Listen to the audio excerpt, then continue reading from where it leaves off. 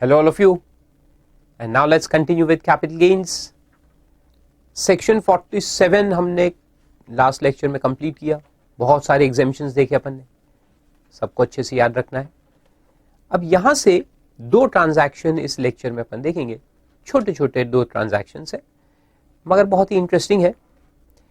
एक है dividend striping और दूसरा है बोनस स्ट्रिपिंग ट्रांजैक्शन. अब ये दोनों का लॉजिक पहले मैं आपको समझाऊं तो आपको ये सेक्शन समझ में आएंगे, वरना कुछ समझ में नहीं आएगा.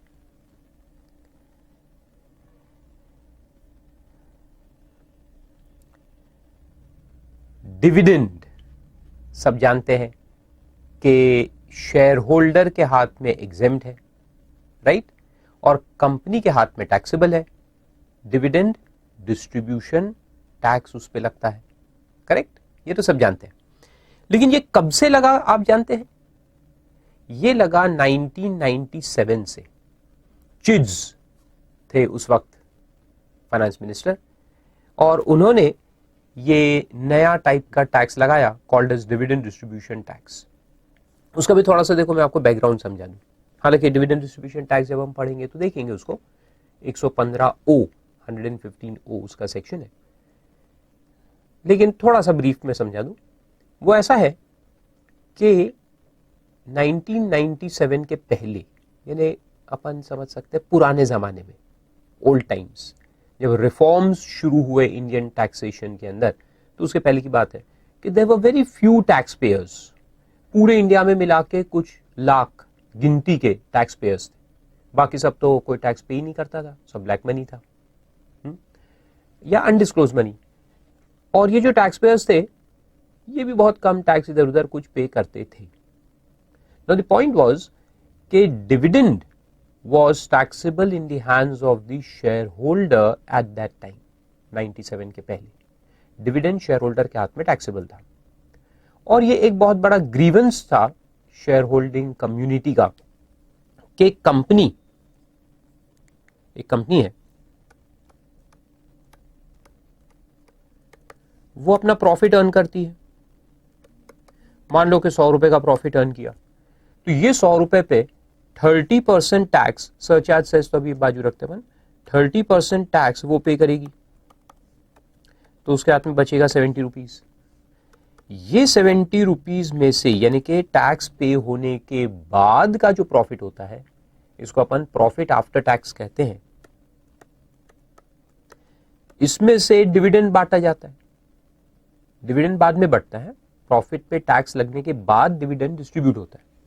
तो मान लो कि अपन ने डिविडेंड डिस्ट्रीब्यूट किए 50 रुपए का, तो ये जो डिविडेंड है, ये देखो टैक्स कटने के बाद जो प्रॉफिट बचा उसमें से डिविडेंड डिस्ट्रीब्यूट हो रहा है. मगर ये डिविडेंड जब शेयर होल्डर को मिलेगा तो उसके हाथ में दोबारा से टैक्सेबल होगा. यानी ये प्रॉफिट कौन सा है? After tax. इसमें से जब हम बांटेंगे तो वो शेयर होल्डर के हाथ में वापस से टैक्स होगा. तो शेयर होल्डर्स का बहुत बड़ा ग्रीवेंस था कि ऐसा नहीं होना चाहिए, dividend should be exempted because tax has already been paid by the company. तो ये डबल टैक्सेशन हो रहा है, ऐसा शेयर होल्डर्स का कहना है. लेकिन लॉ का कहना है कि कंपनी जो है वो सेपरेट पर्सन है, और ये डिविडेंड जो मिला है शेयर होल्डर्स को, तो शेयर होल्डर्स जो है वो सेपरेट पर्सन है. तो कंपनी की इनकम बिजनेस से है, शेयर होल्डर्स की इनकम इन्वेस्टमेंट पे है. उन्होंने इन्वेस्टमेंट किया है, उसके ऊपर उनको डिविडेंड मिल रहा है. तो ये दोनों अलग अलग इनकम है, इसलिए ये डबल टैक्सेशन नहीं है. डबल टैक्सेशन कब होता है? जब एक ही इनकम एक ही पर्सन के हाथ में दो बार टैक्स हो. ये तो दो अलग अलग लोग हैं, कंपनी अलग, पर्सन अलग, शेयर होल्डर अलग. उसका बिजनेस इनकम है, इसका इन्वेस्टमेंट से इनकम है, तो ये बिल्कुल बराबर है. तो लॉ के हिसाब से ये डबल टैक्सेशन नहीं है because company and share holders are two different persons. लेकिन लॉजिक के हिसाब से तो ये डबल टैक्सेशन है, क्योंकि कंपनी, अपन तो यही समझते हैं ना कि कंपनी अपनी है शेयर होल्डर्स की. तो ये डिबेट चालू था. बट एनीवेज, ये शेयर होल्डर्स जो थे, कितने शेयर होल्डर्स टैक्स पे कर रहे थे? हार्डली कुछ गिनती के. तो चिड्स ने सोचा कि वैसे भी टैक्स आ नहीं रहा और ये लोग एग्जेम्पशन मांग ही रहे हैं, let's give them the exemption which they anyways are taking by not paying tax. तो उन्होंने कहा कि ठीक है, ये डिविडेंड को हम शेयर होल्डर्स के हाथ में एग्जेम्प्ट कर देंगे, यानी शेयर होल्डर्स को जब मिलेगा तो एग्जेम्प्ट रहेगा, लेकिन इनडायरेक्टली, इसको कहते हैं ना पीछे के दरवाजे से, बैकडोर टैक्स एक लगा दिया। उन्होंने कहा कि ये डिविडेंड जो कंपनी डिस्ट्रीब्यूट करेगी तो उस पे अपन डिविडेंड डिस्ट्रीब्यूशन टैक्स ले लेंगे। तो इससे क्या हुआ कि 50 रुपए जो करोड़ ऑफ शेयर होल्डर्स में बट रहा था और वो लोग टैक्स पे नहीं कर रहे थे और उनसे वसूल करना भी बहुत मुश्किल था। कितने लाखों शेयर होल्डर्स के पीछे गवर्नमेंट जाएगा और टैक्स वसूल करके लाएगा?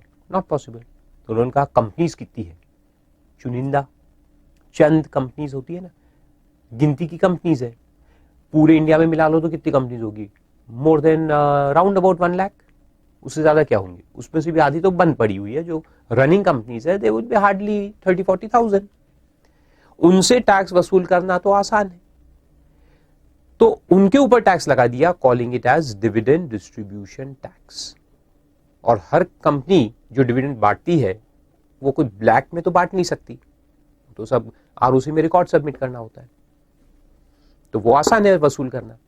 तो उन्होंने कहा शेयर होल्डर्स को हटाओ, वैसे भी नहीं दे रहे थे, कंपनी को बोलो कि तुम टैक्स पे करो, डिविडेंड डिस्ट्रीब्यूशन टैक्स। तो इस तरह से वो लगा है, उसका लॉजिक है। अब ठीक है, ये तो लगा, कब से लगा? ये 97। अब शेयर होल्डर लोगों ने क्या किया वो देखो, सब अपनी अपनी चाल चलते रहते हैं, चेस का गेम होता है पूरा, law making and law enforcing and law avoidance, सब चेस की चाल होती है। तो शेयर होल्डर ने कहा अच्छा एग्जाम किया गया dividend, let's do one thing. बहुत ही सोची समझी चाल देखो शेयर होल्डर्स की क्या थी, खास करके जो ब्रोकर लोग हैं बॉम्बे स्टॉक एक्सचेंज के। तो उन्होंने क्या किया कि देखो डिविडेंड कैसे मिलता है कि एक रिकॉर्ड डेट अनाउंस होता है, करेक्ट? रिकॉर्ड डेट का फंडा क्या है कि कंपनी जो डिविडेंड बांटने वाली है एजीएम के पहले, एजीएम में डिक्लेयर होता है डिविडेंड, तो एजीएम के कुछ दिन पहले, एक मान लो एक आध हफ्ता पहले, 10-20 दिन पहले एक रिकॉर्ड डेट अनाउंस होती है।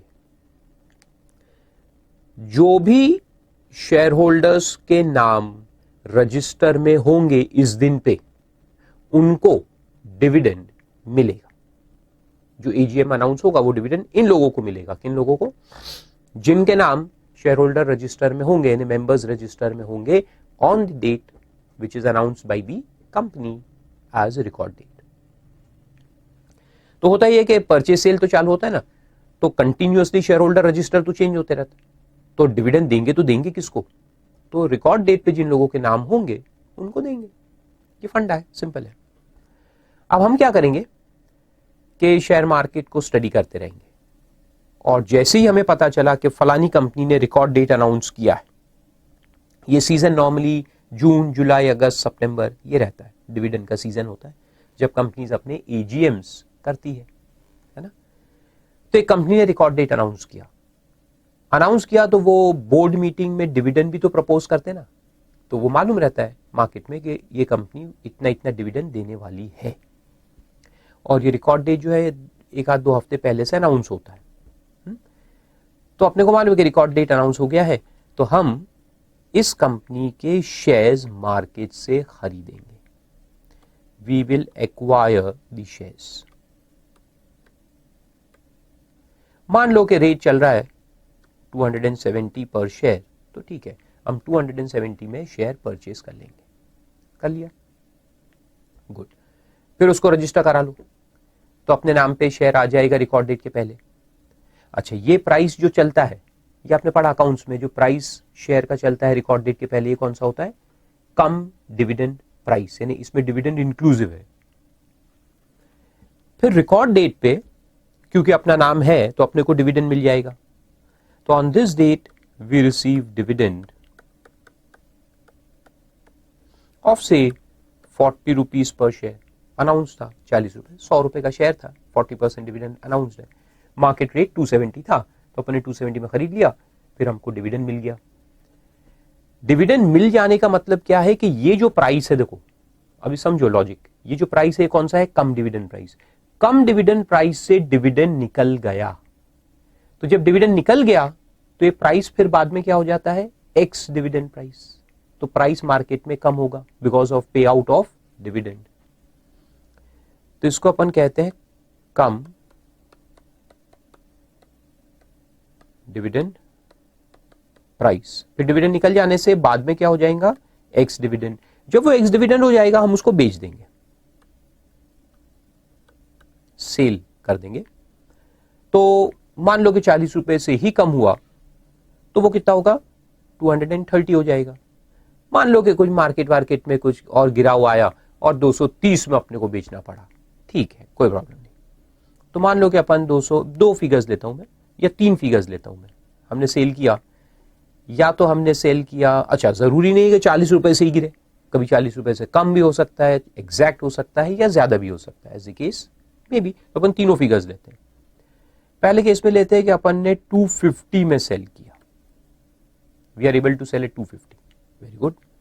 यानी मार्केट में कंपनी का वो अच्छा है, 40 रुपए पे आउट करने से भी प्राइस सिर्फ 20 रुपए से ही गिरा है, वेरी गुड। या अपन ने 230 में बेचा, यानी एग्जैक्टली 40 रुपीज से फॉल आया, या अपन ने 210 में बेचा, यानी मार्केट में प्राइस ज्यादा गिर गया, ठीक है।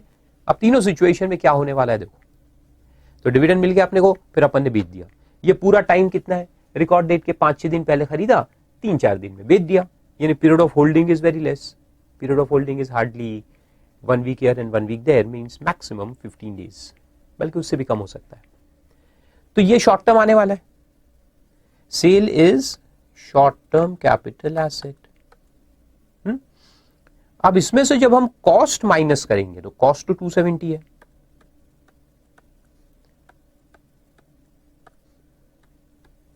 तो 270 जब तीनों सिचुएशन में माइनस होगा तो अपने को क्या मिलेगा, शॉर्ट टर्म कैपिटल लॉस। पहले केस में 20, दूसरे केस में 40, तीसरे केस में 60।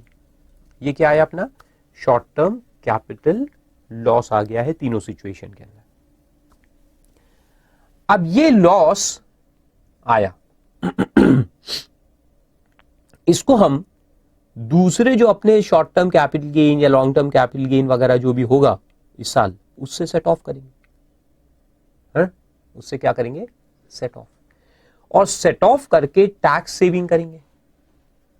सेट ऑफ करके क्या करेंगे, टैक्स सेविंग करेंगे। कैसे, कि लॉस आ गया है तो लॉस सेट ऑफ होता है ना। तो मान लो कि इसको अपन ने सेट ऑफ किया against short term capital gains, तो बाकी शॉर्ट टर्म कैपिटल गेन थे हमारे हाथ में, उससे अपन ने ये लॉस को सेट ऑफ कर दिया। तो ये शॉर्ट टर्म गेन जो है वो 30% से टैक्सेबल था। तो ये 20 जब उससे सेट ऑफ हो गया तो हमने 30% टैक्स सेव कर लिया। टैक्स सेविंग जब भी हम निकालते हैं दोस्तों तो वो 30% से ही अपन कैलकुलेट करते हैं, मैक्सिमम रेट जो है अपना उससे निकालते हैं, क्योंकि वही लोग तो टैक्स प्लानिंग करेंगे ना, नहीं तो छोटे मोटे लोग जिनका बेसिक एग्जेम्पशन से नीचे इनकम है वो टैक्स प्लानिंग करते क्या नहीं। अच्छा, उनके पीछे अपन टाइम वेस्ट करेंगे क्या, नहीं। अपन बड़े बड़े लोगों की बात करें who are earning in crores, तो ऑब्वियसली हाईएस्ट स्लैब रेट से अपन हमेशा टैक्स प्लानिंग का कैलकुलेशन करेंगे। तो ये सेट ऑफ जो होता है, तो सेट ऑफ की वजह से टैक्स सेविंग होगा, टैक्स सेविंग एट 30%।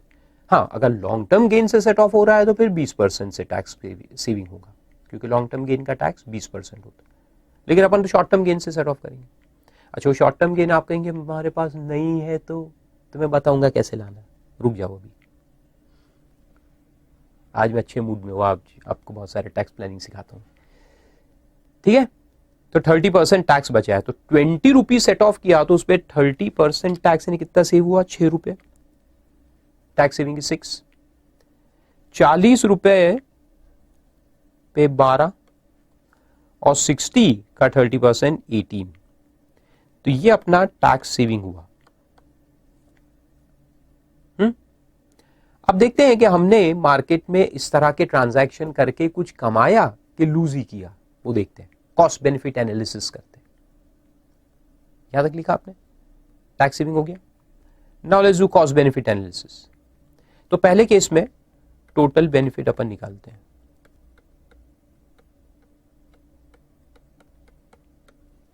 देखो 270 में शेयर खरीदा यानी कि क्या हुआ, expense, this is our cash outflow, 270 is cash outflow, calculator में अपन लेंगे, लिखने की जरूरत नहीं है, आपको समझता है मुझे मालूम, ये कैश आउटफ्लो है, कुछ मत लो अभी, ये कैश आउटफ्लो है। और इनफ्लो में क्या क्या है, इनफ्लो में डिविडेंड है, डिविडेंड मिला तो कैश इनफ्लो, फिर सेल किया ये भी कैश इनफ्लो, और टैक्स जो सेव किया हमने ये भी कैश इनफ्लोज है, जो टैक्स हमें देना था गवर्नमेंट को नहीं देंगे, देने बच गया ना, तो जो बच गया उसको अपन बेनिफिट मानते हैं। तो बेनिफिट 3 है, dividend, sale consideration and tax saving.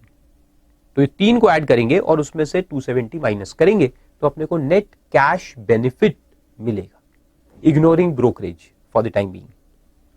Let's see, तो देखो 40 रुपए पहले केस में अपने को डिविडेंड मिला, 250 सेल प्राइस है तो प्लस कर दो, 40 प्लस 250 प्लस 6 टैक्स सेविंग, तो टोटल 296 आए, 296 में से 270 माइनस कर दो,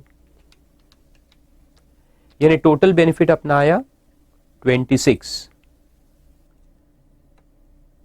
करेक्ट, 26 रुपीज अपन ने ये ट्रांजैक्शन से कमा लिए। दूसरी बात, अच्छा 26 में क्या है देखो मैं आपको बता दूं, 26 में 20 रुपीज जो है ये शेयर ट्रांजैक्शन से इनकम हुई, मार्केट से 20 रुपए कमाए आपने और 6 रुपए गवर्नमेंट से कमाए। ये 6 रुपए आपने कहां से अर्न किए, गवर्नमेंट से अर्न किए। Tax saving means earning from government, government का पैसा अपन ने बचा लिया, this is earning from government. ठीक है, देखो मैं आपको कुछ सिखाता नहीं हूं,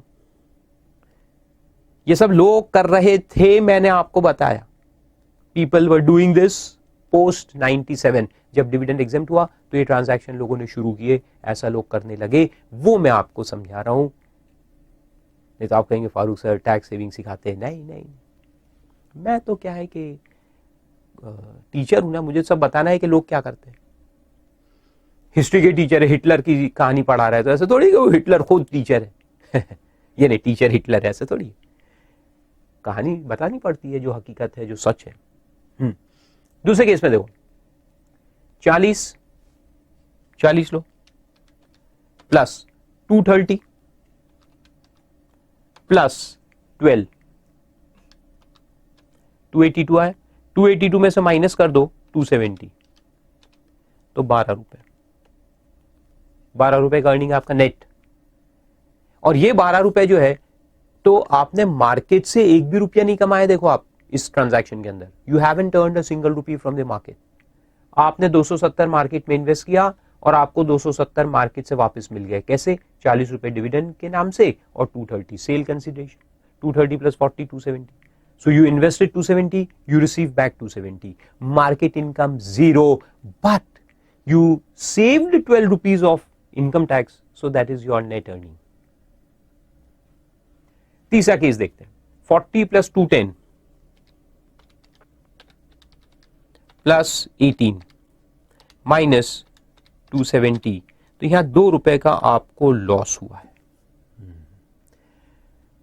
थोड़ा गलत चल गया, चाल अपनी गलत पड़ गई, ये तो चलते रहता है मार्केट। तो भी अगर आप देखो तो मार्केट में नुकसान आपका ज्यादा हुआ है, मार्केट में टोटल नुकसान कितना हुआ आपका, देखो 270 आपने इन्वेस्ट किया था और आपको वापस कितने मिले, 40 प्लस 210, यानी आपको सिर्फ 250 रुपए वापस मिले मार्केट से, यानी मार्केट में आपका नुकसान 20 रुपए का है। लेकिन क्योंकि आपने 18 रुपीज का गवर्नमेंट से टैक्स सेव किया है, इसलिए आपका नुकसान सिर्फ 2 रुपए का दिख रहा है। तो कम से कम नुकसान कम तो हो गया ना, किसकी वजह से, गवर्नमेंट की वजह से। तो यहां पे क्या हो रहा है कुछ समझ में आया, you are earning money out of the government pocket, government से आप पैसा कमा रहे।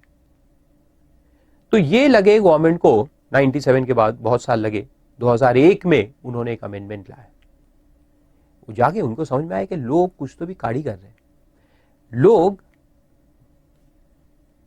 डिविडेंड एग्जेम्पशन को यूज करके टैक्स सेव कर रहे, कैसे, तो देखो आपको बताता हूं कैसे, ये कैसे हो रहा है, इसके अंदर हो क्या रहा है, तो मैथमेटिकल अपन ने समझा, अब इसके अंदर लॉजिक देखते क्या हो रहा है। ये 270 मैंने क्या बोला था आपको, कम डिविडेंड प्राइस, इसमें से 40 रुपए निकल गए, 40 रुपए निकल गए, इसलिए आपका प्राइस कम हो गया है, यानी ये एक्स डिविडेंड प्राइस हो गया।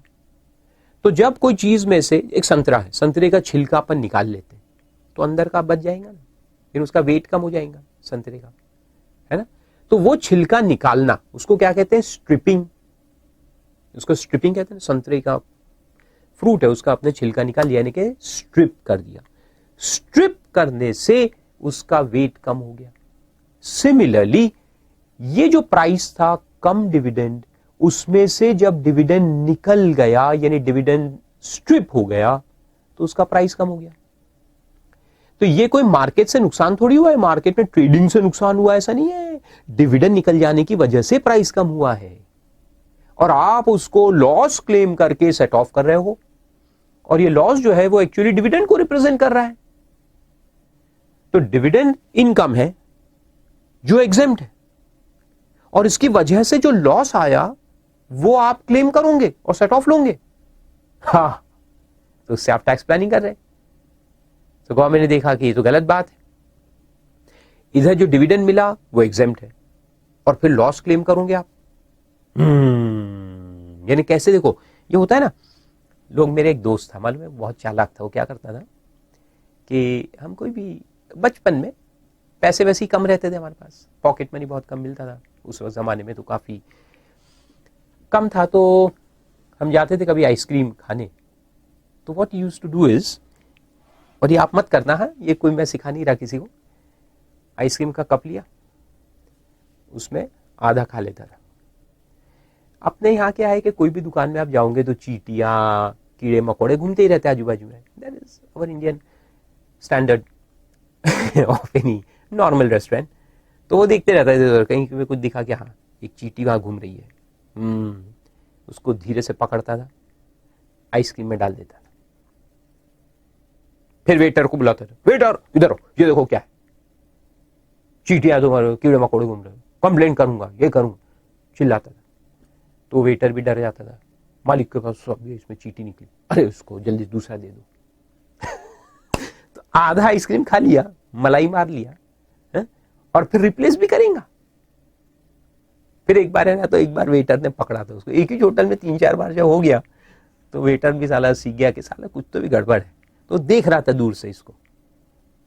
तो फिर क्या हुआ कि उस दिन ऐसे पकड़ के डाला तो फट से वेटर आया और उसके ऊपर चढ़ गया। तो हम तो पीछे से भाग गए, साला अपना नाम डुबाएंगे, खराब करेंगे। तो खैर ऐसा किस्सा हुआ था, तो मैंने आपको बताया। तो what happens is when because of removal of dividend out of the price there is a loss.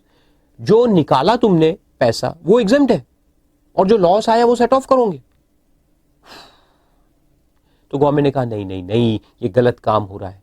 So they made a section तो पहले से था 94, टैक्स अवॉइडेंस का एक सेक्शन है 94, उसमें सबसेक्शन 7 इंसर्ट किया, और उसमें लिखा कि अगर आपका इंटेंशन ये करने का है, डिविडेंड स्ट्रिपिंग करने का है, और डिविडेंड स्ट्रिपिंग से लॉस बनाने का है, और लॉस को सेट ऑफ करने का है, तो हम इसको अलाउ नहीं करेंगे।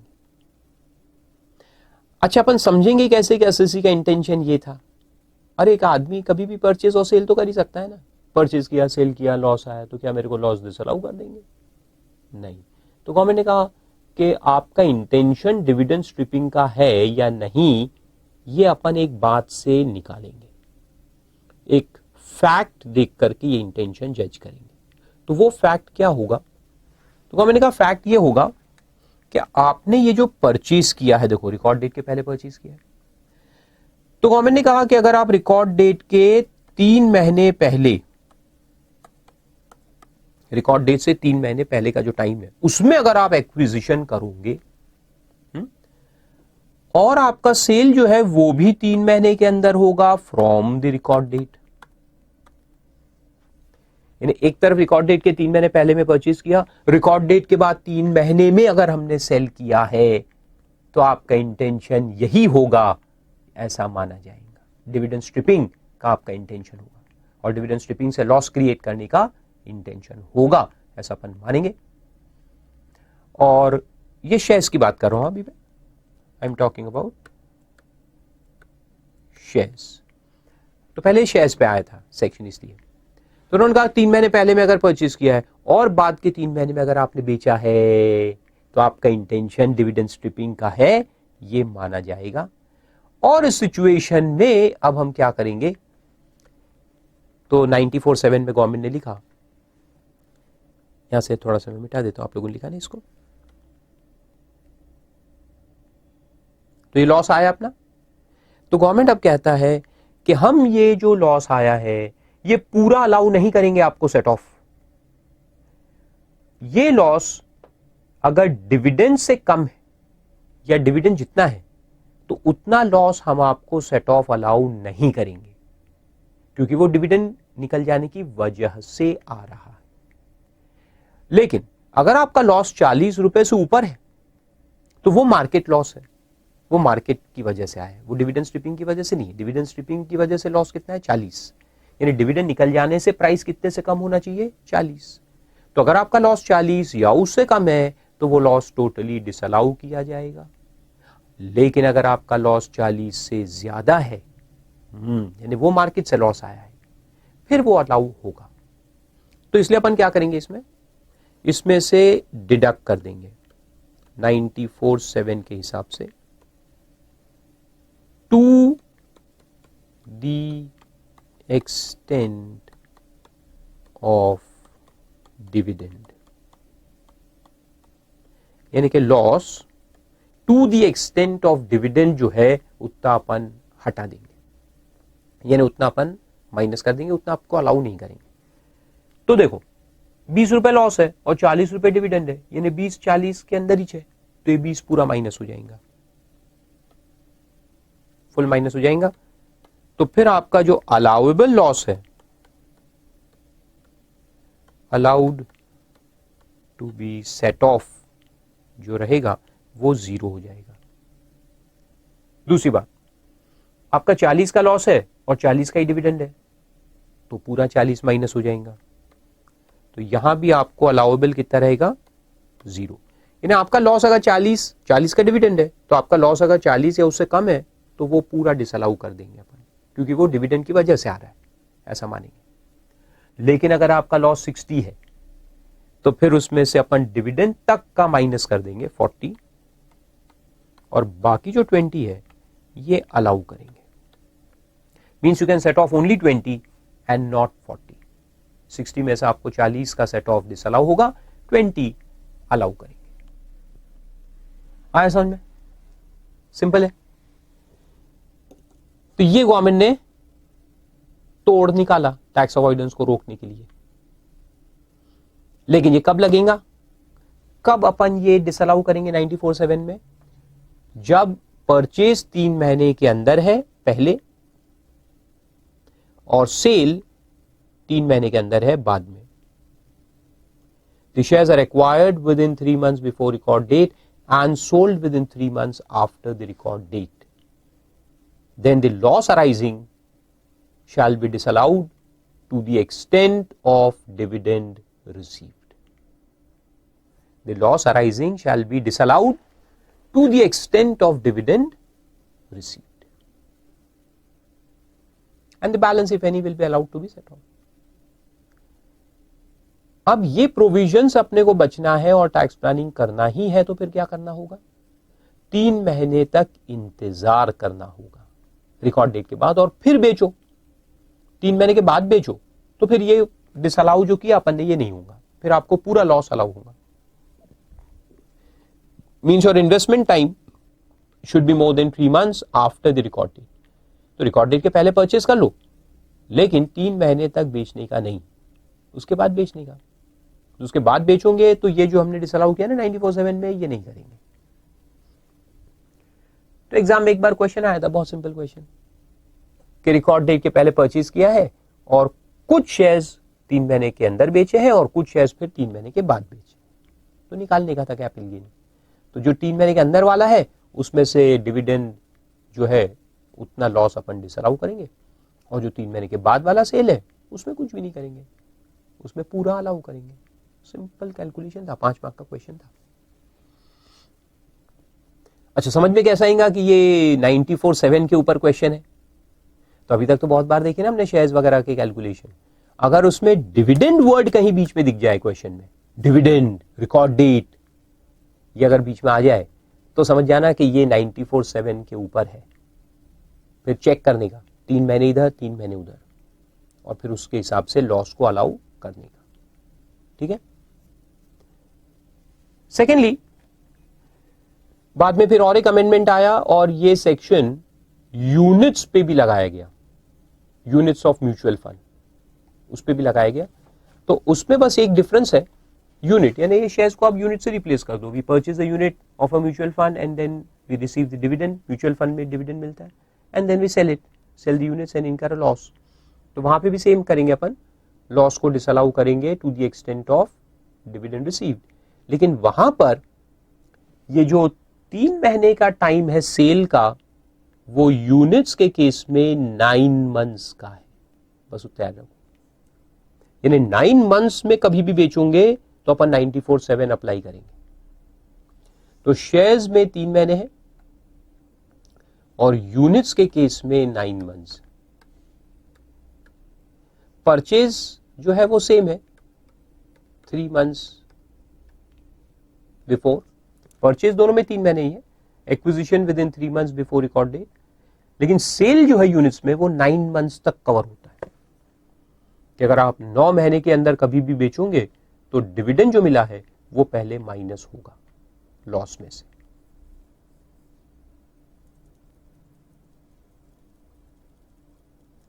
और अगर सेल पे प्रॉफिट आया तो 94/7 एप्लीकेबल है ही नहीं। प्रॉफिट के केस में 94/7 अप्लाई नहीं होता। 94/7 का अप्लाई होता है only in case of loss. और 94/7 का काम क्या है? लॉस को डिसअलाउ करना to the extent of dividend received. Clear?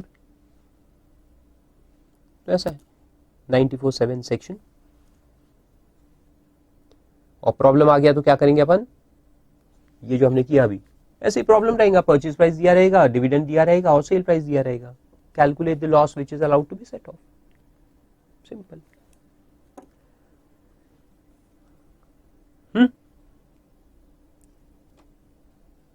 अच्छा सॉरी, अब इसी में मैं आपको अगला सेक्शन भी पढ़ा दूं, बोनस ट्रिपिंग।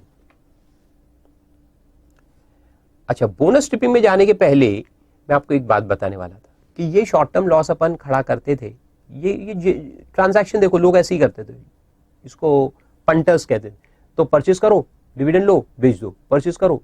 ऐसे हजारों कंपनी के डिविडेंड अनाउंस होते हैं, ये सीजन ही है जुलाई अगस्त सितंबर।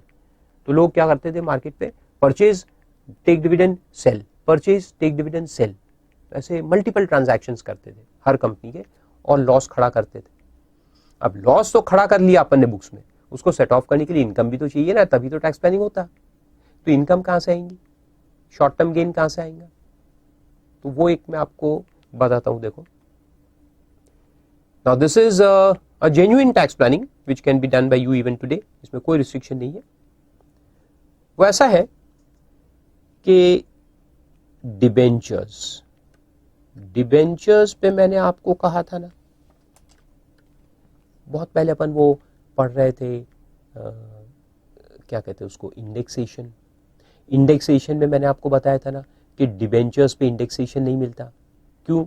क्योंकि इसमें जो इंटरेस्ट मिलता है उसमें इन्फ्लेशन आ जाता है, सेल प्राइस में नहीं आता है ना। तो डिबेंचर का जो इंटरेस्ट है,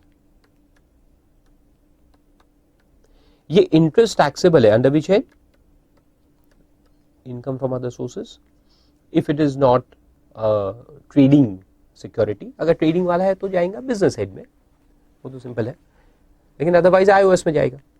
और ये इंटरेस्ट जो है इसके अंदर है inflation, it covers inflation plus it covers the premium for use of money. दोनों मिला के इंटरेस्ट होता है।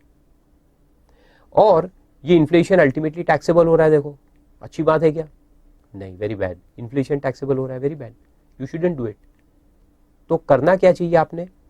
मोडस ऑपरेंडी क्या होना चाहिए आपका कि आप डिबेंचर खरीदो तो डिबेंचर का भी रिकॉर्ड डेट रहता है ना, नॉर्मली एनुअल अगर इंटरेस्ट पेमेंट है। रिकॉर्ड डेट नहीं, उसका एक डेट होता है कि इस दिन आपको इंटरेस्ट दिया जाएगा, ड्यू डेट। तो अगर एक डिबेंचर है जिसका due date of interest payment 31 of दिसंबर अगर है एवरी ईयर, तो आपने क्या करना चाहिए? इसको परचेस करना चाहिए ऑन 1 जनवरी को आप परचेस करो तो कौन से प्राइस में मिलेगा, एक्स प्राइस में मिलेगा, और इसको 31 दिसंबर के पहले बेच दो, 27 दिसंबर को सेल कर देने का।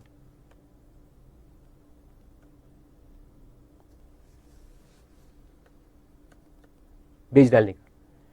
तो आप 31 दिसंबर के पहले बेचोगे, यानी कि कौन सा प्राइस पे बेचोगे, कम प्राइस, इतने महीने का इंटरेस्ट उसमें एक्रू होते जाता है ना, तो वो कम प्राइस बनते जाता है, डिबेंचर का भाव बढ़ते जाता है, आप उसको सेल कर दो।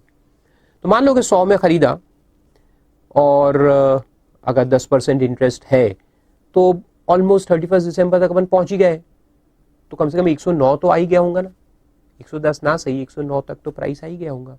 आप 109 में उसको बेच दो।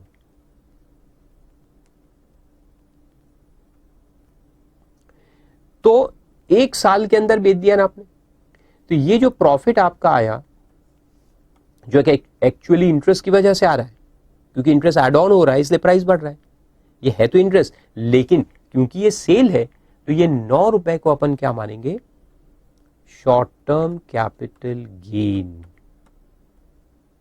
ये 9 रुपए शॉर्ट टर्म कैपिटल गेन में आएगा। आ रहा है समझ?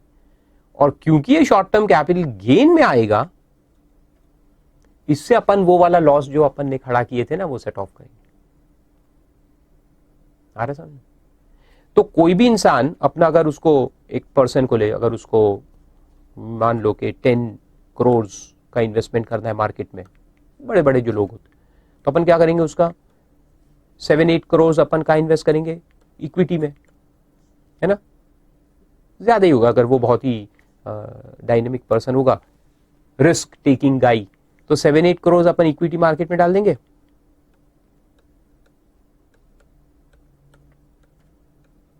और 2 to 3 करोड़ तो अपन डेट में भी डालेंगे ही ना, थोड़ा रिस्क को बचाने के लिए। कोई भी इंसान यही करता है, 2-3 वो रिस्क में डालेगा, सॉरी डेट में डालेगा। तो डेट यानी डिबेंचर्स,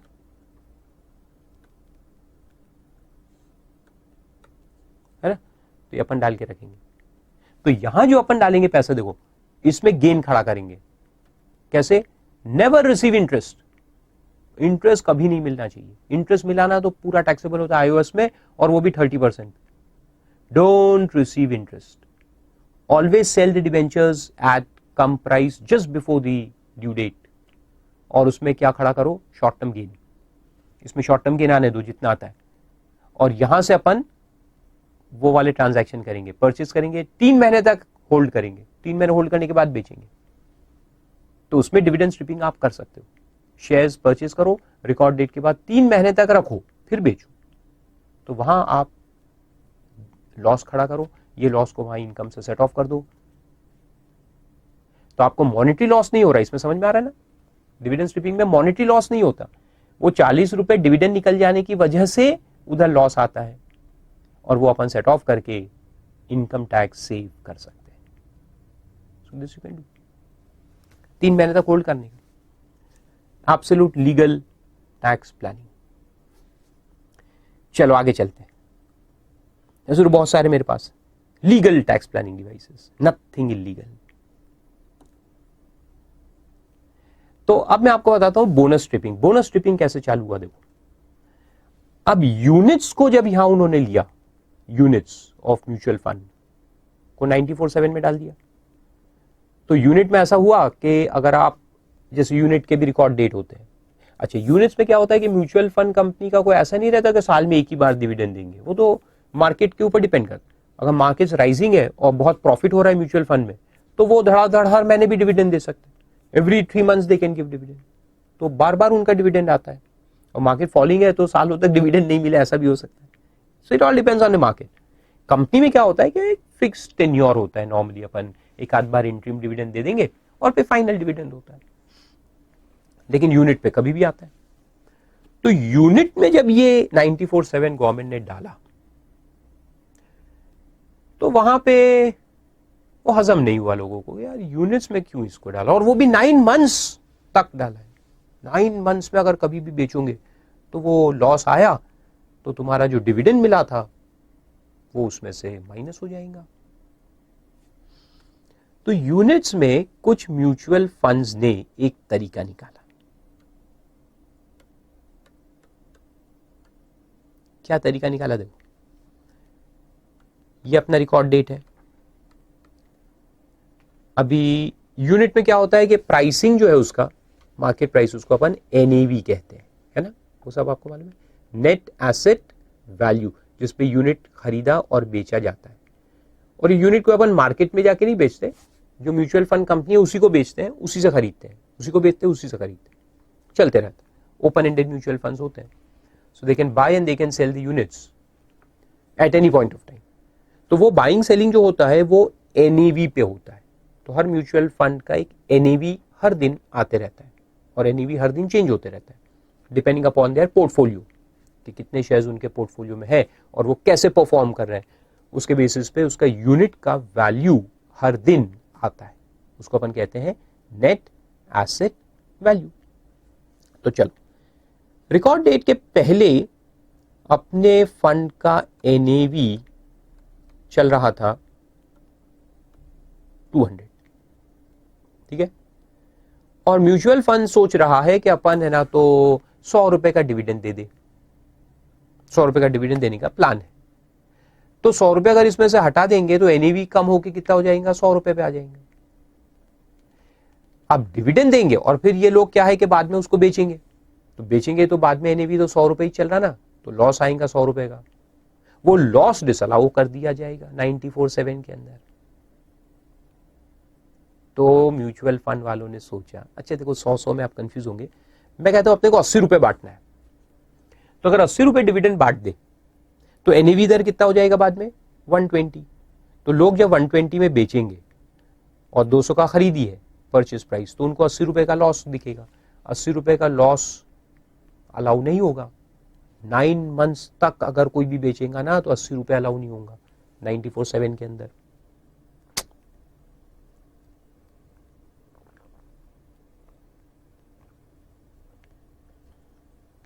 तो 94(7) आने से क्या हुआ कि लोग म्यूचुअल फंड में पैसा डालने से कतराने लगे। तो म्यूचुअल फंड ने सोचा कुछ तो करना पड़ेगा लोगों को वापस लाने के लिए। तो उन्होंने एक काम किया। क्या किया कि उन्होंने कहा कि देखो हम डिविडेंड नहीं देंगे, will not give you dividend, will give you bonus units.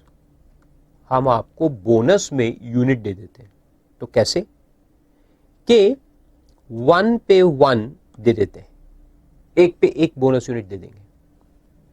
तो क्या होगा कि ये हमारा 1 यूनिट जिसका वैल्यू 200 था, तो ये 2 यूनिट में बढ़ जाएगा, क्योंकि 1 यूनिट के 2 यूनिट हो गए अभी, है ना, 1 यूनिट के 2 यूनिट हो गए।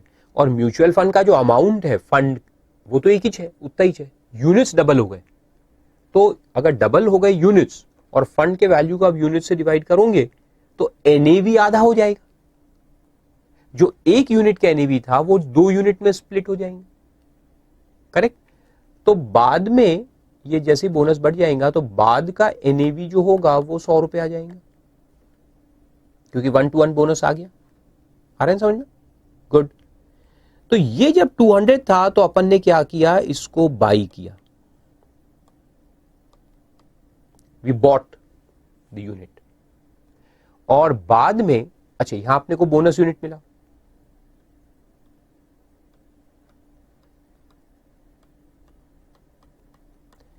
ये जो अपन ने परचेज किया है ओरिजिनल यूनिट कहेंगे, ये ओरिजिनल यूनिट, और ये बोनस यूनिट।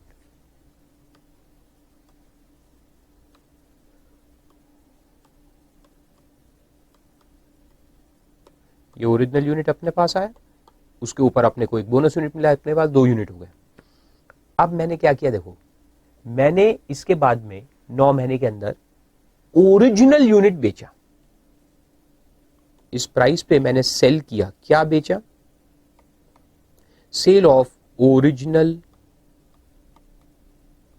Unit at 100। तो 100 रुपीज इसका सेल प्राइस आया, लेकिन इसका परचेज प्राइस तो 200 है। तो जब इसमें से 200 माइनस होगा तो अपने हाथ में क्या दिखेगा?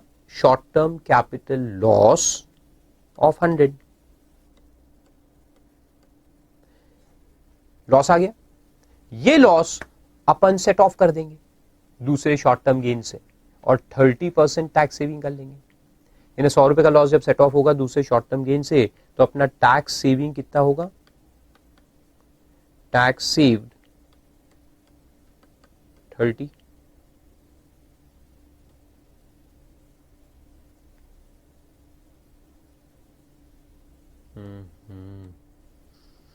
बैटरी डाउन, तो 30 का टैक्स सेविंग हुआ, राइट? ठीक है, अब क्या करो कि तुम्हारे पास बोनस यूनिट बचा हुआ है। मोडस ऑपरेंडी समझो पहले लोग क्या कर रहे थे, फिर लॉ क्या बना मैं बताता हूं। 30 का टैक्स सेविंग कर लिया। अब ये बोनस यूनिट जो अपने पास आया हुआ है इसका कॉस्ट क्या है, 0। बोनस का कॉस्ट हमेशा 0 होता है, अपन ने पढ़ा बोनस का कॉस्ट 0 होता है। ठीक है, 0 है, कोई प्रॉब्लम नहीं। इसको अपन 1 साल तक मिनिमम रखेंगे अपने पास, 1 ईयर 12 मंथ्स, और इक्विटी ओरिएंटेड यूनिट है तो 1 साल के बाद लॉन्ग टर्म हो जाएगा, करेक्ट? और इक्विटी ओरिएंटेड यूनिट अगर लॉन्ग टर्म हो जाए और उस पर एसटीटी भी लगता है, एसटीटी लगता है, यस, इक्विटी ओरिएंटेड यूनिट पे एसटीटी लगता है, और ये लॉन्ग टर्म भी हो जाए, तो फिर ये एसटीटी लगने से जो इसका कैपिटल गेन है पूरा एग्जेम्प्ट होने वाला है, तो वो अपन करेंगे। तो ये बोनस यूनिट जो है यहां से रिकॉर्ड डेट के 1 साल के बाद, आफ्टर 1 ईयर, अपन बोनस यूनिट बेचेंगे।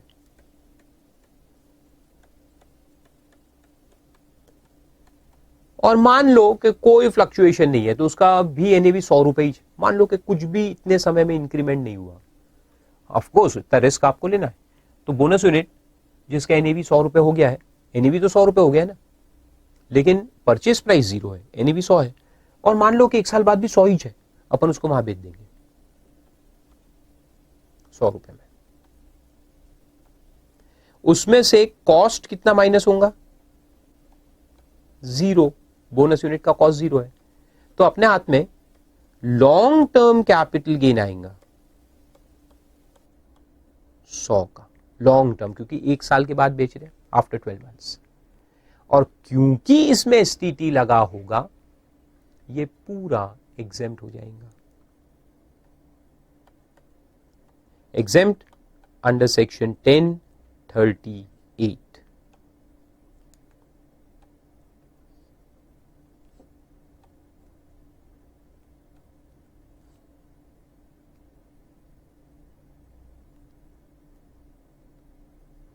तो 1038 में ये पूरा एग्जेम्प्ट हो जाएगा। तो समझ में आया हमने क्या किया, मार्केट में कितना इन्वेस्ट किया, 200 रुपए, हमने ओरिजिनल यूनिट कितने में परचेज किया, 200 में परचेज किया। फिर क्या हुआ, अपने को बोनस यूनिट मिल गया, फिर हमने ओरिजिनल यूनिट 100 में बेचा, बोनस यूनिट भी 100 में बेचा, तो दोनों का 100 का सेल प्राइस है, original unit sale price 100, bonus unit sale price 100। Market में इन्वेस्ट 200 किया, वापस 200 आ गया, कुछ भी नहीं हुआ, ना तो हमने कुछ कमाए ना कुछ लॉस किए। लेकिन ये ट्रांजैक्शन से 30 रुपए हमने गवर्नमेंट से अर्न कर लिए। आए वो समझ, इसको लिख दो मोडस ऑपरेंडी। अरे मोडस ऑपरेंडी यानी कि ऑपरेशन का मोडस, यानी how we did the transaction, the manner of doing the transaction. Modus operandi कहते हैं ना उसको, या लॉ में इसको कहते हैं मिसचीफ। ये मिसचीफ ऑफ लॉ है, टैक्स अवॉइडेंस, बट लेजिटिमेट। कोई कानून थोड़ी है इसको रोकने के लिए, खरीदने सेल बाइंग एंड सेलिंग पे कोई कानून है क्या कि आप ऐसा नहीं कर सकते? बिल्कुल नहीं, बिल्कुल कर सकते हैं। तो जब लोग ऐसा करने लगे कि जो वैलिड था और गवर्नमेंट से टैक्स सेव करने लगे 30 रुपए का, मार्केट में इन्वेस्टमेंट 200, वापस आ गया 200, लेकिन टैक्स सेव्ड 30। तो गवर्नमेंट ने कहा ये तो गड़बड़ है यार, ये गड़बड़ है, इसको हम अलाउ नहीं कर सकते। तो 2004 में फिर अमेंडमेंट आया 2001 के बाद 2004। तो 2001 में जब डिविडेंड स्वीपिंग लाए थे तो वो यूनिट्स के ऊपर तो वो अवॉइडेंस करने लगे लोग, इस तरह से बोनस स्ट्रिपिंग पे आ गए, डिविडेंड स्ट्रिपिंग को छोड़ के बोनस स्ट्रिपिंग पे आए। तो फिर 2004 में चिड्स थे उस वक्त, उन्होंने 94 सबसेक्शन 8 इंसर्ट किया। और 94 सबसेक्शन 8 जो है, ये याद रखो सबसे पहले कि ये सिर्फ यूनिट्स के लिए है, ये शेयर्स के लिए नहीं है। याद रखो, we are only talking about units and not shares. Unit की बात करें तो सिर्फ यूनिट का एप्लीकेबल है। और उसमें भी यही लिखा है, क्या लिखा है देखो अब बता दो, उसमें लिखा है कि अगर आपका एक्विजिशन रिकॉर्ड डेट से 3 महीने पहले में है,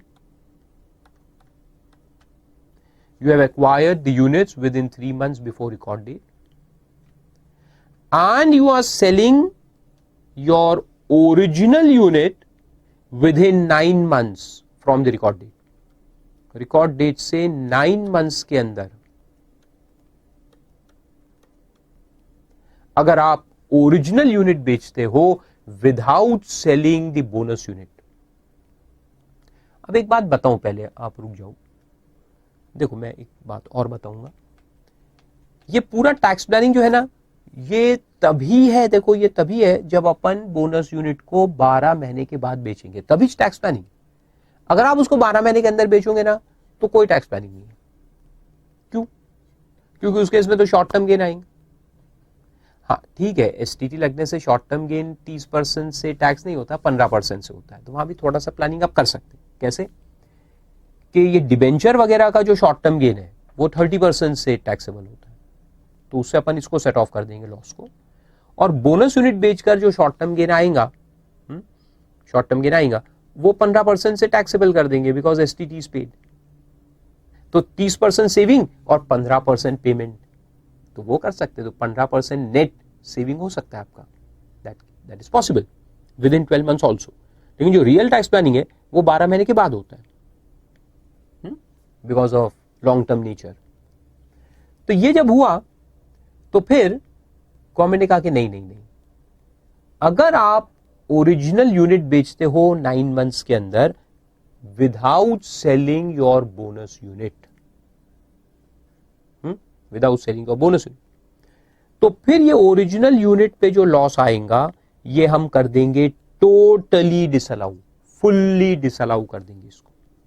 तो ये जो लॉस आप सेट ऑफ कर रहे थे ना, ये पूरा डिसअलाउ कर दिया जाएगा। You can not set of this loss, आप सेट ऑफ कर ही नहीं सकते। 94(8) में ये टोटली डिसअलाउ कर दिया जाता है, fully disallow. You can not set of the loss against any income. फिर गवर्नमेंट ने क्या कहा कि हमने आपको लॉस सेट ऑफ कर दिया है, सेट ऑफ यानी डिसअलाउ कर दिया है, लेकिन डरो मत, ये जो लॉस आया था ना तुम्हारा 100, इसको मान लिया जाएगा cost of acquisition of your bonus unit. तो जो बोनस यूनिट तुम्हारे पास है उसका कॉस्ट मानेंगे। तो फिर क्या होगा कि जब भी अपन बाद में बोनस यूनिट बेचेंगे, चाहे आप उसको अब 9 महीने के अंदर बेचो, चाहे आप 12 महीने के अंदर बेचो, चाहे 12 महीने के बाद बेचो, जब भी बेचोगे, whenever you will sell the bonus unit at any point of time, जब भी बेचोगे, तो यहां ये जो 100 हमने डिसअलाउ किया है, तो वो 100 वहां पर अब कॉस्ट माना जाएगा। तो जो कॉस्ट वैसे तो 0 होता है, लेकिन अब इसको अपन 100 मानेंगे, और वो 100, ये जो 100 यहां डिसअलाउ हुआ ना, वो वहां कॉस्ट बन जाएगा, तो वो वहां सेल प्राइस से सेट ऑफ होगा। तो फिर आपका लॉन्ग टर्म गेन वगैरह जो भी है वो आ जाएगा 0, फिर ये 0 आ जाएगा। और एग्जेम्प्ट भी है तो 0 एग्जेम्प्ट। यानी ये पूरे कहने का मतलब क्या है, समझ रहे हैं आप? नहीं, बहुत सिंपल है। देखो, ये पूरा लॉजिक ये है कि जो ओरिजिनल यूनिट का लॉस आया है वो सिर्फ और सिर्फ बोनस यूनिट के प्रॉफिट से सेट ऑफ कर सकते हो, और कोई दूसरे इनकम से नहीं कर सकते।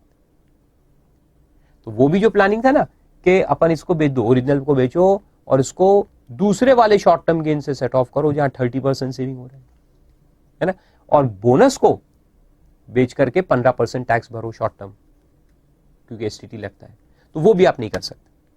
तो गवर्नमेंट ने क्या बोला कि ओरिजिनल यूनिट का लॉस टोटल डिसअलाउ करो और उसको कॉस्ट मान लो किसका, बोनस यूनिट का। तो जब हम उसको कॉस्ट मानेंगे बोनस यूनिट का, तो उसका मतलब ही क्या हुआ कि ये लॉस जो 100 है ये यहां से सेट ऑफ हो रहा है, मतलब तो वही हुआ ना, that this loss is set of against this income. तो कहने का मतलब वही है, गवर्नमेंट का लॉजिक वही है कि ओरिजिनल यूनिट का जो लॉस आएगा वो सिर्फ और सिर्फ बोनस यूनिट से सेट ऑफ होना चाहिए और किसी से नहीं। Got it? तो ऐसा है 94(8) ओरिजिनल का लॉस बोनस से सेट ऑफ करो। अब पहले इसको लिखो, फिर और 2-3 एग्जाम्पल में कराता हूं इस पे।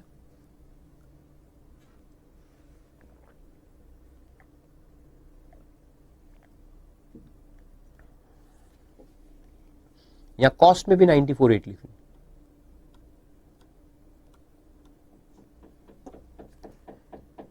तो इधर का जो लॉस है वो उधर बन जाएगा कॉस्ट ऑफ एक्विजिशन।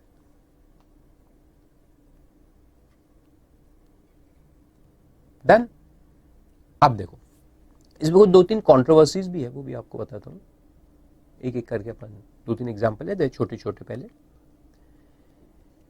तो पहले एक एग्जाम्पल लेंगे कि रिकॉर्ड डेट है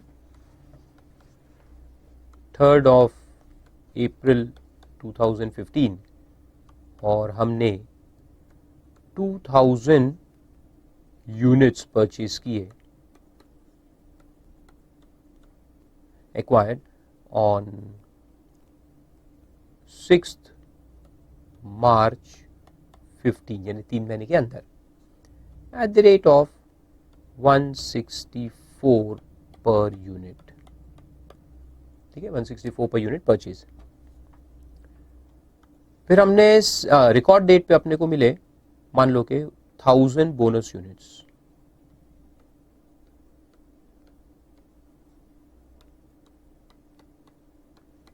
अपने को म्यूचुअल फंड ने 1000 बोनस यूनिट्स इशू कर दिए। ठीक है, अब मैंने 3, 4, 15 से पहले 9 मंथ्स काउंट कर लेते हैं। 3, 4 है 3 अप्रैल, तो वहां से मई, जून, जुलाई, अगस्त, सितंबर, अक्टूबर, नवंबर, दिसंबर, जनवरी, यानी यहां से जो 9 मंथ्स आएंगे वो आएंगे 3 जनवरी 16। ठीक है, 9 मंथ्स का आने वाले हैं 3 जनवरी 16। ओके, तो अब क्या किया कि मैंने ओरिजिनल यूनिट्स बेचे। कितने?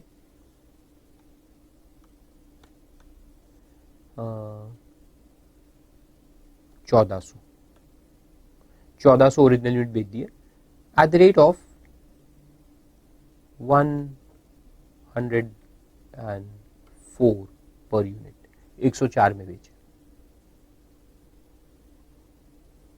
ओके, और उसके बाद ये 9 मंथ्स खत्म हो गए, तो उसके बाद मैंने फिर बेचे। अच्छा, इसका डेट लिख देता हूं, ये सेल हुआ मान लो कि 3 जनवरी के पहले कभी भी डाल दो, सितंबर 12 सितंबर 15 को अपन ने 1400 यूनिट बेच डाले।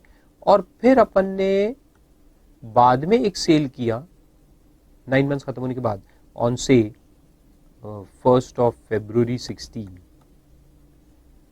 तो अभी अपने कितने 600 ओरिजिनल बचे हैं और 1000 बोनस बचे हैं, तो वो मिला के 1600 है।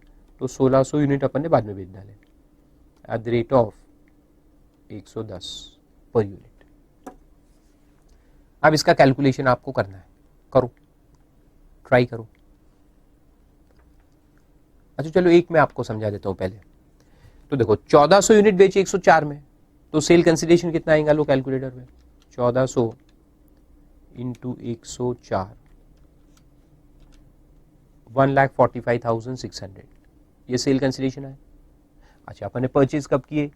6 मार्च 15 और बेचा कब? 12 सितंबर 15, यानी कि period of holding is less than 12 months. तो ये हो गए शॉर्ट टर्म, इक्विटी फंड है तो हो गए शॉर्ट टर्म है। और फिर अपन सीधा सीधा सेल कंसिडरेशन लेंगे तो आएगा 145,600। उसमें से कॉस्ट ऑफ एक्विजिशन माइनस कर देंगे। कॉस्ट कितना है? 164, कॉस्ट इज 164। या ऐसा करो ना, 104 माइनस 164 यानी 60 रुपीज पर यूनिट का लॉस है ना, और कितने बेचे तुमने 1400, तो इंटू 1400 कर दो तो सीधा लॉस मिल जाएगा तुमको। तो इसमें लॉस कितना आया है 84,000,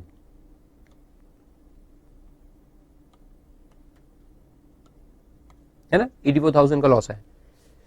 अब ये लॉस को क्या करेंगे अपन, डिसअलाउ कर देंगे, करेक्ट, फुल्ली डिसअलाउ हो जाएगा। अब कंट्रोवर्सी कहां आती है, कंट्रोवर्सी इसमें नहीं है कि लॉस को डिसअलाउ मत करो, लॉस डिसअलाउ हो जाएगा, क्योंकि देखो अभी तक आपने एक भी बोनस यूनिट बेचा क्या, नहीं, तो बोनस यूनिट नहीं बेचा है, इसलिए ये 94,8 में फुल्ली डिसअलाउ हो जाएगा। नाउ द पॉइंट इज कि ये 84,000 अपने को मानना है कॉस्ट ऑफ बोनस यूनिट्स, है ना, तो इसको कितने बोनस यूनिट का कॉस्ट मानेंगे, यहां पे कंट्रोवर्सी। लॉ ने बोला है of the bonus units remaining on that date, यानी जितने बोनस यूनिट तुम्हारे पास है उसका मान लो, ऐसा लॉ में लिखा है। Now the law makers have not thought carefully before making the law, कि डिसअलाउ तो कर दिया, अब 84,000 कितने बोनस यूनिट का कॉस्ट मानेंगे। अभी आप देखो जरा, 2000 यूनिट पे अपने को 1000 बोनस यूनिट मिले, यानी 2 ओरिजिनल पे 1 बोनस मिला, तो ये जो 1400 ओरिजिनल यूनिट बेचे, ये 1400 के रेलेवेंट बोनस यूनिट कितने हुए, 700 हुए, करेक्ट। तो ये 84,000 अपन 700 बोनस यूनिट का कॉस्ट माने या पूरे 1000 बोनस यूनिट का कॉस्ट माने, यहां कंट्रोवर्सी। अलग अलग ऑथर्स अलग अलग काम करते हैं, कोई इसको 1000 का मानेगा, क्योंकि देखो लॉ में क्या लिखा है, such bonus units remaining on that date. तो अगर लिटरली देखे तो बोनस यूनिट रिमेनिंग तो पूरे 1000 अपने पास है, तो 1000 का मान लो, 84,000 will become cost of 1000 bonus units. लेकिन टेक्निकली देखा जाए तो ये गलत है, हालांकि इंस्टीट्यूट भी ऐसे ही करता है, 1000 बोनस यूनिट। इंस्टीट्यूट तो एक्चुअली इसमें प्रॉब्लम इतनी दी है तो you don't know what they mean, लेकिन अगर ऑथर्स देखे जाए तो कुछ ऑथर्स इसको 1000 में डिवाइड कर देंगे, 1000 का कॉस्ट मानेंगे जनरल टर्म्स में, कि भाई जितने बचे उसका मान लो। और लेकिन ऐसा गलत है ना, मेरे हिसाब से वो गलत है। क्यों, क्योंकि एक ओरिजिनल यूनिट और दूसरा ओरिजिनल यूनिट और तीसरा ओरिजिनल यूनिट, ये सब अलग अलग है। Each unit is an asset by itself, we can not say that 1000 is one asset, each unit is a separate asset. तो अगर अपन ने 1400 यूनिट बेचे, तो 1400 के जो करस्पॉन्डिंग बोनस यूनिट्स होंगे उसका कॉस्ट मानना चाहिए इसको, एंड नॉट फुल 1000। तो फिर जब आप वो कैलकुलेशन वहां करेंगे ना, तो उसमें फिर फर्क आएगा। लेकिन अभी तक कोई क्लैरिटी इस पे नहीं है, इंस्टीट्यूट ने भी कुछ दिया नहीं है, क्योंकि उन्होंने ऐसे बहुत सारे प्रॉब्लम सॉल्व करके दिए नहीं है इन द प्रैक्टिस मैनुअल और एनीवेयर एल्स। तो चलो, एग्जाम में क्वेश्चन भी नहीं आने वाला है ऐसा, लेकिन आ गया तो आप 1000 पे करके आ जाना, दैट्स ओके फाइन। क्योंकि इंस्टीट्यूट क्या करता है कि जो मेजर बुक्स मार्केट में अवेलेबल है उसको देख करके आंसर निकालेगा, है ना, मगर उसमें गलत है, मैं क्या करूं, बट मेरा ओपिनियन मैंने आपको बता दिया। So what will do is we can take it as cost of 1000 bonus units. हालांकि मेरे हिसाब से इसको 700 बोनस यूनिट का कॉस्ट मानना चाहिए, और बाकी 300 का कॉस्ट अभी निल है। बट दी मेजर बुक्स जो बिकते हैं मार्केट में, उसमें 1000 का लिया है, तो अपन वो लेकर के कंटिन्यू करेंगे, एग्जाम में रिस्क नहीं लेने का। बाकी जो लिटिगेशन है वो सीए बनने के बाद करने का। चलो फिर देखते हैं 1600। तो 1600 में क्या है, जब बिकेंगे तो उसमें 600 ओरिजिनल है एंड 1000 बोनस है, तो 600 पे अलग से निकालेंगे, 1000 पे अलग से निकालेंगे, ठीक है। लेकिन अब क्या है कि ये जो सेल है 600 ओरिजिनल यूनिट्स का, ये 9 महीने के बाद है तो पहले उस पे निकालते हैं, कितने में बेचे 110 और परचेज प्राइस 164, तो करो 110 माइनस 164, 54 का लॉस, 54 इंटू 600 32,400 का लॉस। ये जो 32,400 का लॉस आया अभी ये 600 ओरिजिनल यूनिट्स पे, ये अपन डिसअलाउ करेंगे क्या? नहीं, ये डिसअलाउ नहीं होंगे। ये डिसअलाउ नहीं होगा क्योंकि ये 9 महीने के बाद का सेल है। 94 it applies only up to 9 months after record date, और 9 महीने के बाद करोगे तो लॉस डिसअलाउ नहीं होगा। तो ये लॉस अपन पूरा अलाउ करेंगे, कोई प्रॉब्लम नहीं है। और फिर जो 1000 ओरिजिनल यूनिट बेचा है, कितने में बेचा? 110 में, तो निकालो 1000 इंटू 110, तो 1,10,000 आएगा। 1,10,000 में से 84,000 कॉस्ट उसका माइनस करेंगे, तो 84,000 उसका कॉस्ट बन चुका है। देखो ये 84,000 वहां कॉस्ट बन गया है, तो 84,000 माइनस करो तो बचेगा 26,000। तो यहां 26,000 का इनकम दिखेगा, gain.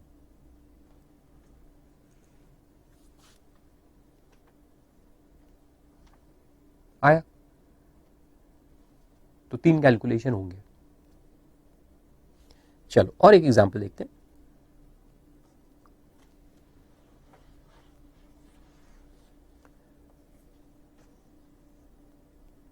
Acquisition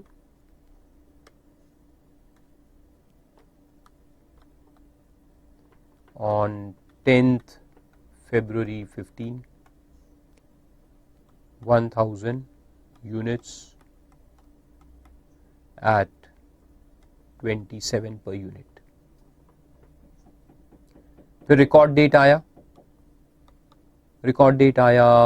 1st of April 15, जिस पे आपको पूरे 1000 1-to-1 बोनस यूनिट्स दिए गए।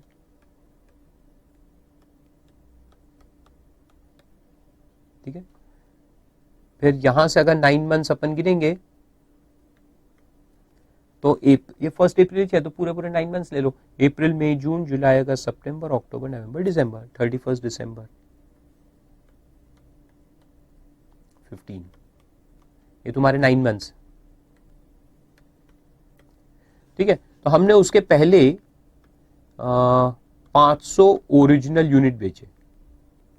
अच्छा, ऐसा हो सकता है क्या कि पहले अपन ने बोनस यूनिट बेच दिए, बाद में ओरिजिनल?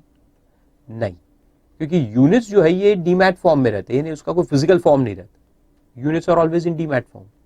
डीमैट यानी डीमैट भी नहीं होता, लेकिन इलेक्ट्रॉनिक फॉर्म में रहता। तो इसको जब हम बेचेंगे तो वील अप्लाई फीफो रूल।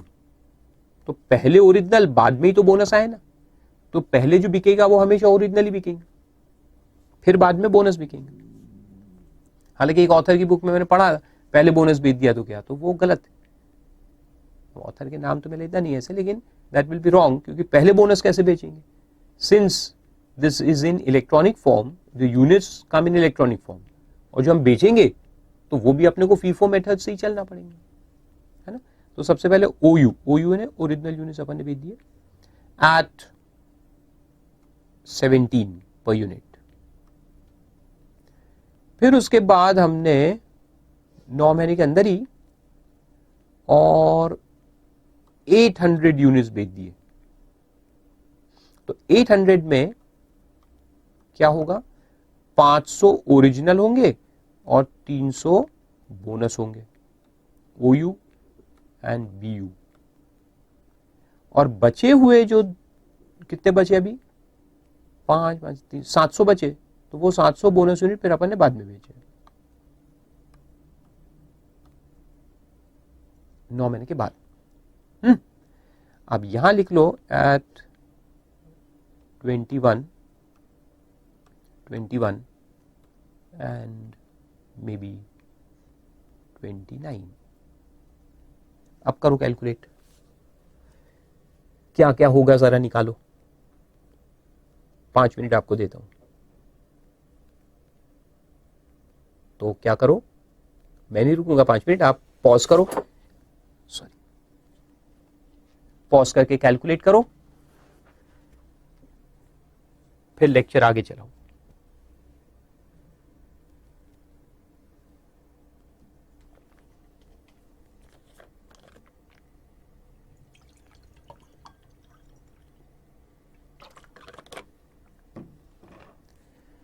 आप देखो क्या होगा।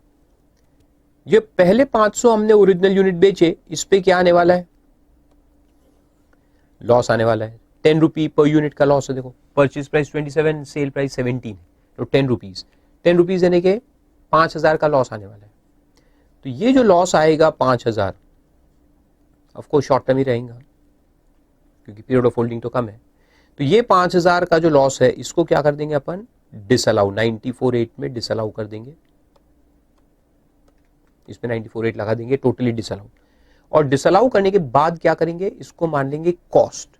किसका कॉस्ट मानेंगे, ऑफ बोनस यूनिट्स। कितने बोनस यूनिट्स, तो जैसे मैंने कहा कि जितने हैं उसका मान लो, हालांकि गलत है लेकिन मैं करा रहा हूं।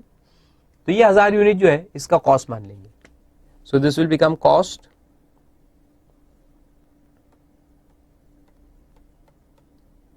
Of 1000 bonus units. ठीक है, फिर उसके बाद क्या किया तुमने, अब देखो यहां पे अब तकलीफ होंगी क्योंकि जो इंटरप्रिटेशन हम चलेंगे जो मेरे हिसाब से गलत है, मगर जो मेजर ऑथर्स है उन्होंने किया है ऐसा, तो क्या करूं मैं, अभी समझाना तो पड़ेगा, उन्होंने ऐसे केस लिए नहीं है। तो 800 जब बेचे तो उसमें 500 ओरिजिनल है और 300 बोनस भी है, साथ साथ में 300 बोनस भी है। तो सवाल ये आता है कि अगर आप ओरिजिनल के साथ अगर बोनस बेच दोगे तो फिर 94(8) अप्लाई होता है क्या, नहीं होता।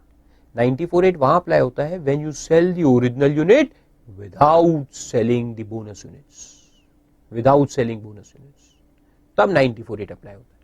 और अगर आप ओरिजिनल के साथ में बोनस बेच दोगे तो 94(8) अप्लाई नहीं होगा। तो यहां पर अपन क्या करेंगे, अब मेरे हिसाब से बताऊंगा। चलो ये पूरा प्रॉब्लम ही मेरे हिसाब से करते हैं। तो फिर अपन पहले केस को भी बदल देते हैं कि ये जो है ये कॉस्ट ऑफ 1000 यूनिट्स अपन नहीं लगाएंगे, ये लेंगे अपन cost of corresponding bonus units. तो 500 ओरिजिनल है, 1 to 1 बोनस है, देखो तो 500 ओरिजिनल के 500 बोनस हुए। अब मेरे हिसाब से चलो पूरा, और एग्जाम में भी कर सकते हैं आप ऐसा, कोई प्रॉब्लम नहीं है। तो इसको मानेंगे cost of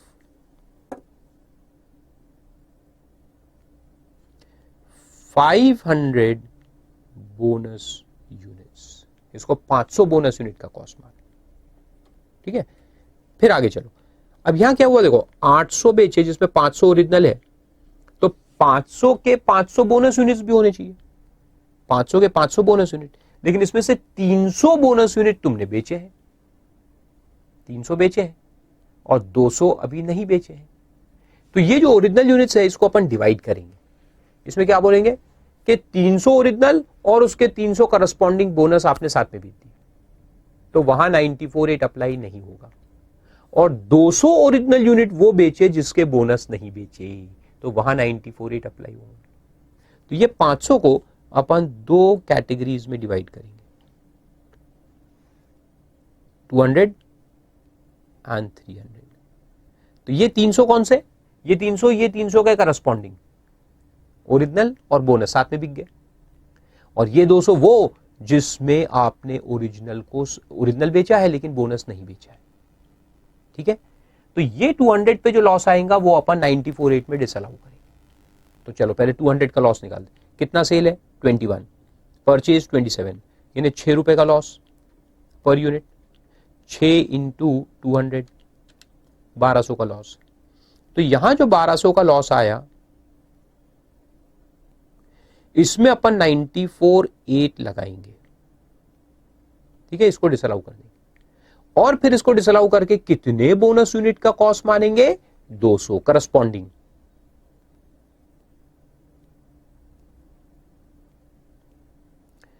cost of 200 bonus units. और ये 300 जो है वो करस्पॉन्डिंग साथ में बिक गए, ओरिजिनल बोनस साथ साथ में गया है, तो यहां पे 94(8) अप्लाई नहीं होता। तो यहां क्या करेंगे अपन, देखो ये 300 जो ओरिजिनल है इस पे लॉस निकालेंगे। तो 300 इंटू 6, 1800 का लॉस आएगा। ये जो 1800 का लॉस आएगा, sale price 21 and purchase price 27, ये 1800 का लॉस अलाउड रहेगा, ये अलाउड है, ये डिसअलाउ नहीं होगा। 94(8) विल नॉट अप्लाई। और फिर इसके करस्पॉन्डिंग जो 300 बोनस यूनिट है, ये 7 वाले लिए अपन ने 300 300, तो इसका कॉस्ट क्या रहेगा? 0। इसका कॉस्ट कुछ भी नहीं है क्योंकि ये तो साथ में भी के ना, तो इसका कॉस्ट 0 है। तो यहां पूरा 21 का प्रॉफिट आएगा, तो 300 इंटू 21 फुल प्रॉफिट देगा अपने को 6300। तो यहां 6300 का कैपिटल गेन आएगा, कॉस्ट 0। ठीक है।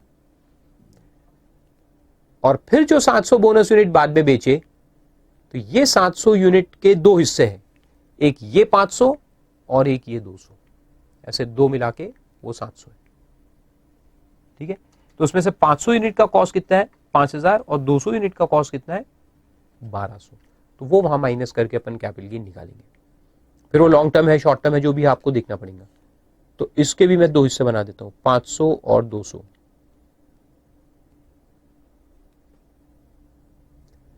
500 में क्या होगा कि ये वाला कॉस्ट आएगा 5000, तो बेचा कितने में है? 29। तो करो 500 इंटू 29 कैलकुलेटर में, 14500 माइनस 5000।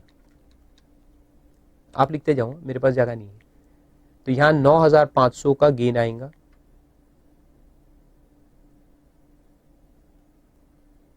ठीक है।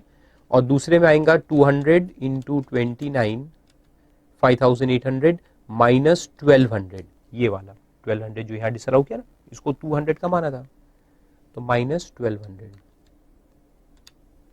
तो ये आएगा 4600।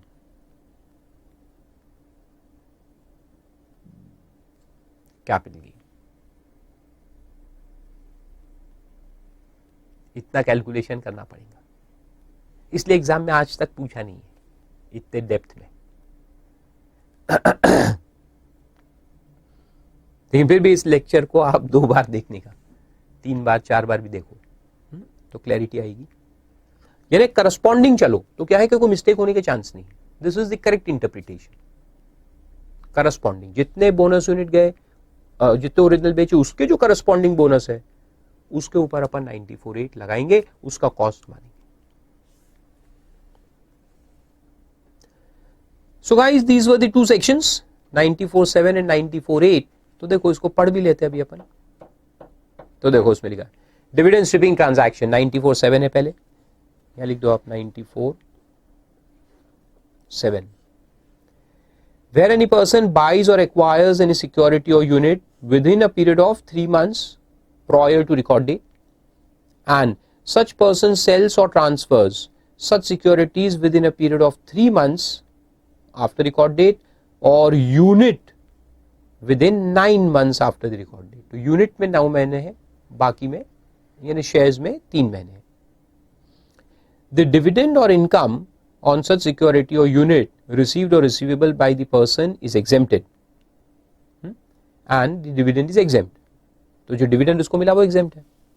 Then the loss if any arising to him on account of such purchase and sale of security or unit, to the extent such loss does not exceed the amount of dividend, यानी to the extent of dividend or income received or receivable, shall be ignored। shall be ignored यानी shall be disallowed for the purpose of computing his income chargeable to tax। यानी जितना loss dividend या उससे कम है वो disallow किया जाएगा। Simple. तो उसका एक चार्ट यहां भी दिया है, मैंने आपको बना के दिखाया था। तो डिविडेंड स्ट्रिपिंग और उसके बाद बोनस स्ट्रिपिंग। बोनस स्ट्रिपिंग सिर्फ यूनिट में लगता है, तो वो लिखा है देखो, वेयर अ पर्सन बाइज और एक्वायर्स एनी यूनिट्स, ये सिर्फ यूनिट्स में लगता है। It is not applicable to shares. This is 94.8 लिख दो।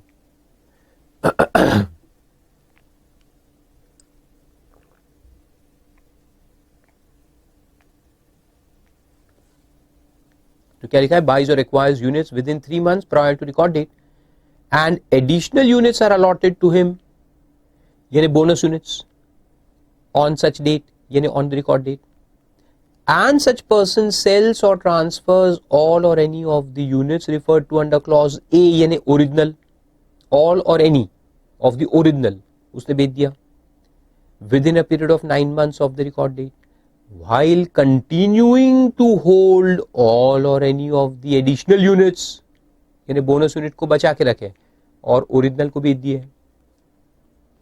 Then the loss, if any arising to him on account of purchase and sale of all or any of such units, shall be ignored. उसको ignore करेंगे. However, it shall be deemed to be the cost of purchase or acquisition of the additional units.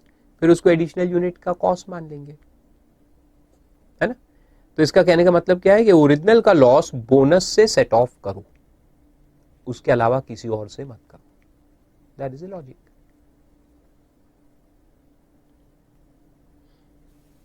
तो ये दो sections थे, simple थे.